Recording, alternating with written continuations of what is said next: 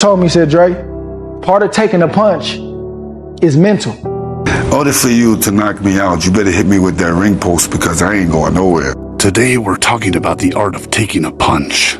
I'm sure you've seen those epic battles in the ring, where fighters are throwing everything they've got at each other. But have you ever wondered how some fighters seem to take a punch like it's nothing? Well, it's not just about physical toughness. It's also about the mental side of the game. Fighters like Hagler were mentally committed to the fight, no matter what. They had a mindset that they were invincible. In order for you to knock me out, you better hit me with that ring post because I ain't going nowhere. One of the terms that Marvin used for his training camp was that he was going to go to jail. I call it jail because you're sacrificing and you're away from no partying, no drinking, no woman. Once he started this schedule, he wouldn't sit down and talk to the President of the United States come in. That's what I feel. War. That's what's on my mind. I've been feeding the faith and I've been starving the doubt. So there's no doubt in my mind that I can win this fight. As much as Hagler trained his body, whilst in training camp he was also hardening his resolve, his mindset until he was unbreakable. This is what Virgil Hunter spoke of two former champion Andre Ward. Fought a dude named Edison Miranda, Colombian fighter. And I really wasn't trying to fight, bro. Like, he wasn't the first option. It's like, that's one of them ones. Like, it's certain guys you sign to fight, you know it's going to be a long night or a short night if you're not careful. And I remember Verge told me, he said, Dre, part of taking a punch is mental. I'm like, what you mean? And I had got rocked early in my career, so the rumor around me was he ain't got no chin. That was the rumor, right? Now I'm fighting this dude, and I'm talking about dude could crack. Like, that's still to this day the hardest puncher I've ever fought.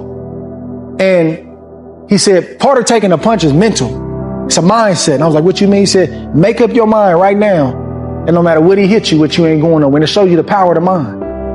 And I beat him, but if I look back at that fight, dude hit me a couple times, you could hear smack. A couple times, boom, I would take the shot, and I came right back, and I didn't even think about it. Right? Now, I paid for it after. Because when that adrenaline came down, oh my God.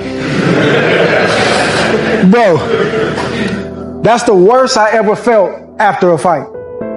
So that was my moment of graduation, and that let me know the power of my mind. Bro, I walked through some stuff that to this day, I don't know how I walked through it. And he told me after, bro, you took a good shot. So there's a physical component, there's a spiritual component, but it's a mindset, man. If your mind is in line with your work ethic, and it's in line with the physical work you putting in, come on, bro. It's going to be hard to stop you. It's going to be hard to stop you. Andre Ward brought out the inner dog in him against who he states is the biggest puncher he has ever fought. So how did he do it? Mindset.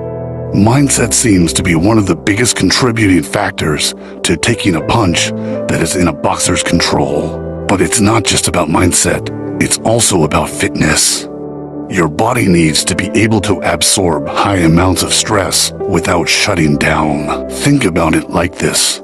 Your central nervous system is like a computer. If it gets overloaded with too much stress, it can shut down. But if you train your body to handle that stress, you'll be able to keep moving forward, no matter what. It's no coincidence that boxers with great chins usually are the stoic type. Marvin Hagler, Carl Froch, Arthur Abraham, George Foreman, to list a few. Furthermore, the mindset even relates back into their styles, usually with tight guards and press the fight. Now I'll explain. While style of a boxer is linked to yourself before impact, you may have that dog in you and may be fit, but if you don't see the punch coming, it can overwhelm your CNS and cause a knockout. This may explain why a young Muhammad Ali was knocked down by Henry Cooper. He had an elusive style and danced around the ring. He didn't expect to be hit, so was caught by surprise.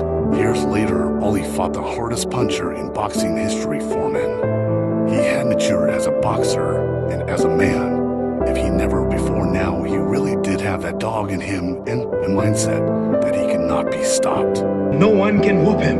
That's when that little Cassius Clay from Louisville, Kentucky came up and stopped Sonny Liston, the man who annihilated Floyd Patterson twice. He was going to kill me. he hit harder than George. His reach was longer than George. He's a better boxer than George. And I'm better now than I was when you saw that 22-year-old undeveloped kid running from Sunderland. I'm experienced now, professional. Jaw's been broke, been knocked down a couple times. I'm bad. Been chopping trees. I done something new for this fight. I done wrestled with an alligator. That's right. I have wrestled with an alligator. I done tussled with a whale. I done handcuffed lightning, throw thunder in jail. That's bad. Only last week, I murdered a rock, injured a stone, hospitalized a brick.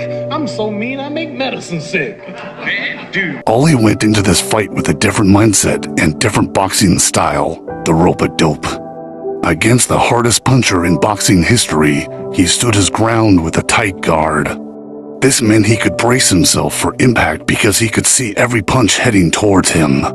Ollie won by TKO and showed mindset as the key to not being knocked out. Dmitry Bivol is known for his pendulum step, where he controls the distance, but every time he fights a puncher, he sets his feet more behind a double guard whilst they attack. This is because then he is able to brace himself for the punch. It's important to understand, despite mindset, despite conditioning, we are still human. Amir Khan demonstrated an iron mindset and great conditioning, but was still beaten by TKO. This came down to game plan. Exhibiting you have that dog in you is crucial, but still there is only so much a man can take. The final and most important factor contributing to not being able to take a punch is hydration. As boxing is a weight-controlled sport, hydration plays a huge factor. It's often a boxer claims the reason why they couldn't take a punch is because they were in fact dehydrated. Many studies have been completed which state being dehydrated hugely impairs an athlete's performance. Only the rehydration up to 146, did that in any way sap you of any power or energy, did you think, in the fight? I mean, from an honest, perception of it, I didn't feel too good. I mean, I felt a little weak, going into the ring. My legs didn't feel too much under me, but... So, remember, guys, it's not just about taking a punch. It's about mindset, fitness, and being able to see what's coming. Stay committed, stay focused, and keep moving forward. And as always, don't forget to like, subscribe, and hit that bell for notifications. Until next time, keep fighting the good fight.